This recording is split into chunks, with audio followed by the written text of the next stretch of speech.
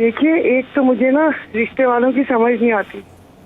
अब उनकी नजर ना पुप्पो की बेटी पर चली गई। ये पुप्पो की बेटी कौन हो गई?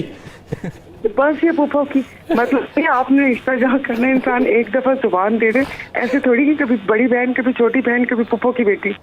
तो अब ये कि वो जो बीच में वो भी थोड़े बिदक गए हैं कि ये क्या भाई, एक के ऊपर मतलब आप अंगूठी पवा दो तुसी। लेकिन जो खबरें हैं वो यही है कि अब वो छोटी बहन भी नहीं इतनी पसंद आ रही। नहीं तो अब आप क्या समझती हैं कि फुफ्फो की बेटी जिसका आप तस्करा कर रहे हैं, मैं आप पूछूंगा तो नहीं कि फुफ्फो की बेटी है कौन, लेकिन उस फुफ्फो की बेटी की रुखसती कब तक देख रही हैं? कोई 5 माह, 6 माह, या उस पे सालों लग जाएंगे?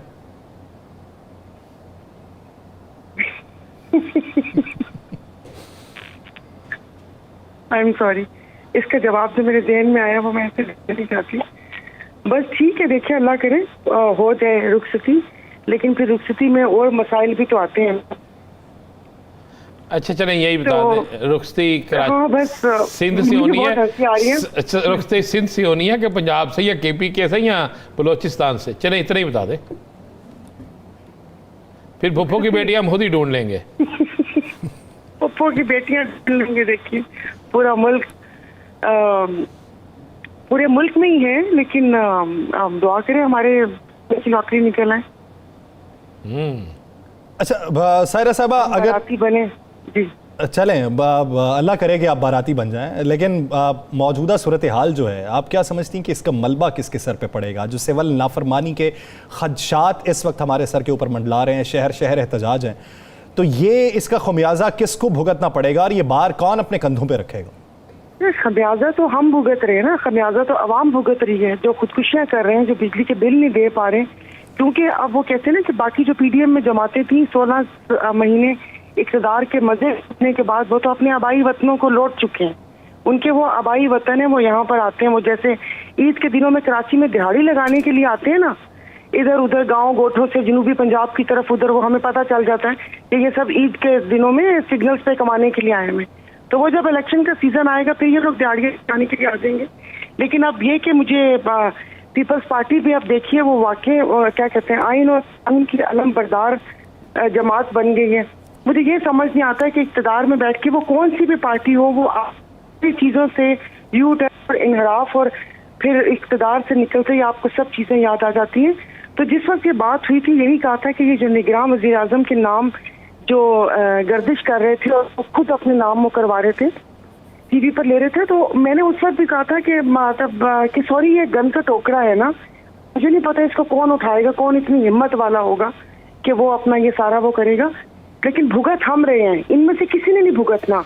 वो उन्हें कहना है कि ये उनकी मुआशी पॉलिसी है, वो कह रहे हैं उनकी मुआशी पॉलिसी है, और तब तक हम लोग भूल जाएंगे, लेकिन भुगत आवाम ही रहे।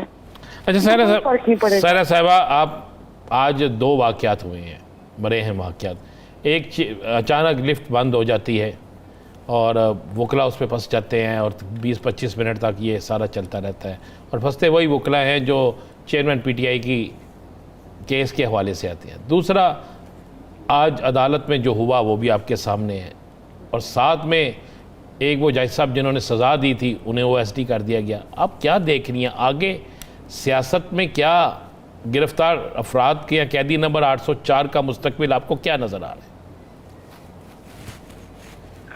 देखिए, उससे पहले भी हमारे एक वो हुआ था कि एक आंख का तारा है, तो मैंने पहले भी बोला था कि 2 आंखें हैं ना, एक आंख का तारा भी हो सकता है, एक सितारा भी हो सकता है।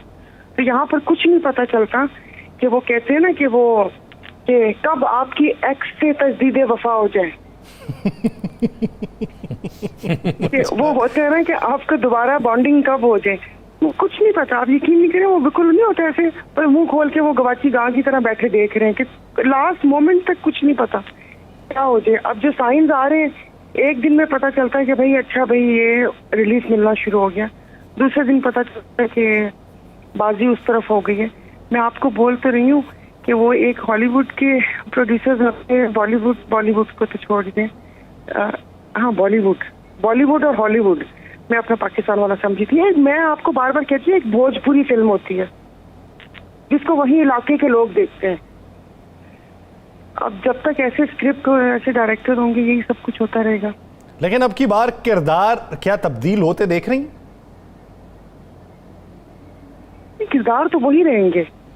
हमारे पीर साहब ने एक बात कही थी, तो उन्होंने ऐसी कहा था कि खुदा न खास्ता कि पाकिस्तान में की हुकूमत आ जाए, खुदा न खास्ता, तो ये जो अगली 2 लाइनें हैं ना वो तब भी वहीं बैठी हुई होंगी। अगली 2 लाइनें जो आगे 2 लाइनें हैं, जो 2 लाइनें वुज़रा की होती हैं, वो किसी भी गवर्नमेंट की हो, वो पीटीआई की हो, पीपल्स पार्टी की, उन्होंने कहा खुदा न खास्ता उसकी भी गवर्नमेंट आ जाएगी, 2 लाइनें वहीं पर ही बैठी होंगी। तो किरदार तो वही होंगे, बस ऐसे ही बदल बदल कर आ जाएंगे। क्या वो होता है, अगर कोई, मुझे तो वजारत में भी नहीं समझ आती थी कि वजारत चेंज होती थी, वो ऐसे लगता था जैसे वो टीवी काम नहीं करता तो हम सेल चेंज कर लेते हैं ना, तो फिर हमें लगता है जैसे अब टीवी चल पड़ेगा। तो ऐसे ही सेल इधर से उधर कर देते हैं।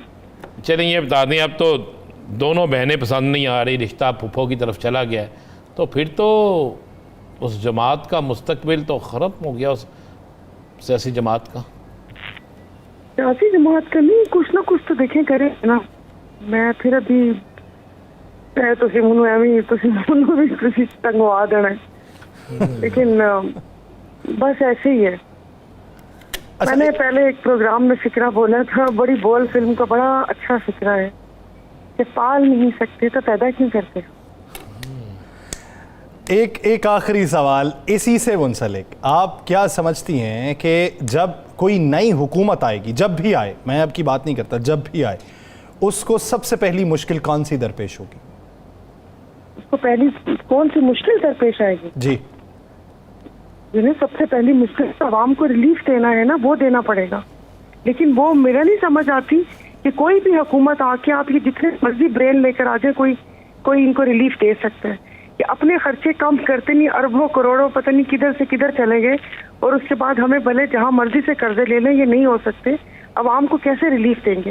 ये जो बिजली है, इसके जो यूनिट्स हैं, इसको कैसे कम करेंगे? हमारे यहाँ तो एक दफा चीज बढ़ जाए वो वापस कम नहीं होती, इसको कैसे वो करेंगे? आमदन बढ़ाएंगे तो आमदन जिन्होंने देनी है उनकी आमदन बढ़ेगी, तो वो आगे मुलाजमीन को या गरीब तबके की जो भी मुलाजमत करते हैं उनकी वो बढ़ाएंगे। ये बहुत वो कहते हैं ना कि हर इदारे को गुस्ल की जरूरत है। ये नहीं है कि आप किसी एक इदारे के पीछे पड़ जाए या वैसा कुछ हो जाए, लेकिन अब इनको सर सोचना पड़ेगा। मुल्क है तो ये है, अब जिस शाख पर बैठते हैं, बचपन से सुनते आ रहे हैं कि उसको काटा नहीं करते, अगर ये लोग तो सब आरी लेकर क्या दांतों से नाखूनों से जिससे काटने की वो हो रही है वो सारा, और लेकिन ये सोचना पड़ेगा।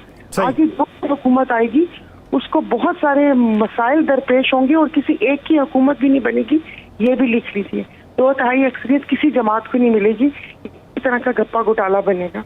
जो भी 2/3 अक्सरियत किसी जमात को नहीं मिलेगी। बहुत बड़े बड़े दिमाग भी ले आए थे, लेकिन मुश्किलात दरपेश होंगी और उससे निकलने का कोई हल दिखाई नहीं देगा। बहुत शुक्रिया।